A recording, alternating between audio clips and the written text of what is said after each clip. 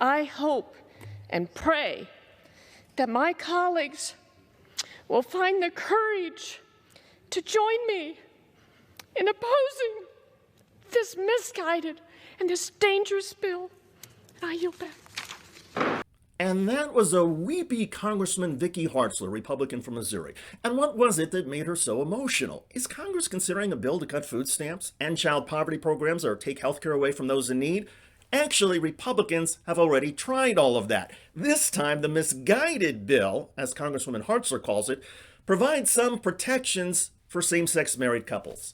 The bill does not infringe upon or take away anything from heterosexual marriage, and yet the Bible-thumping Republican Congresswoman is melting down.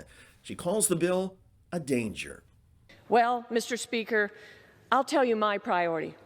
Protect religious liberty, protect people of faith, and protect Americans who believe in the true meaning of marriage. The bill's implications: submit to our ideology or be silenced. This is yet another step toward the Democrats' goal of dismantling the traditional family, silencing voices of faith, and permanently undoing our country's God-woven foundation. And by God-woven foundation, Hartzler means the Christian Bible. Well, in addition to a few lines in the Bible about same-sex relations, the Bible also has some guidance for all of us on some other issues. Exodus 35:2, whoever does any work on the Sabbath is to be put to death. Well, Congressman, I think you should cast the first stone at your constituents in Missouri. You know, the ones who on the Lord's holy day pack a Cracker Barrel, attend Major League Sporting events, and visit that weird hair museum in your state. How about Leviticus 19:27? You shall not round the corners of your heads, neither shalt thou mar the corners of thy beard. Congresswoman Hartzler, you posted this photo posing with the University of Central Missouri president. Have you ever lectured him against the clean shave? Leviticus 11:6-9. And the pig, though it has a divided hoof, does not chew the cud. It is unclean for you. You must not eat their meat or touch their carcasses. In other words, no pigskins, no bacon, and no Missouri football games for you, Congresswoman. Too much Old Testament? Okay. Timothy 2:11. I permit no woman to teach or have authority over man. She is to keep silent.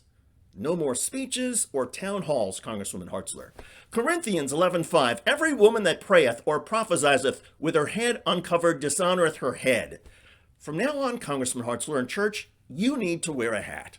Matthew 5:34. But I say to you, take no oath at all, neither by heaven, for it is the throne of God.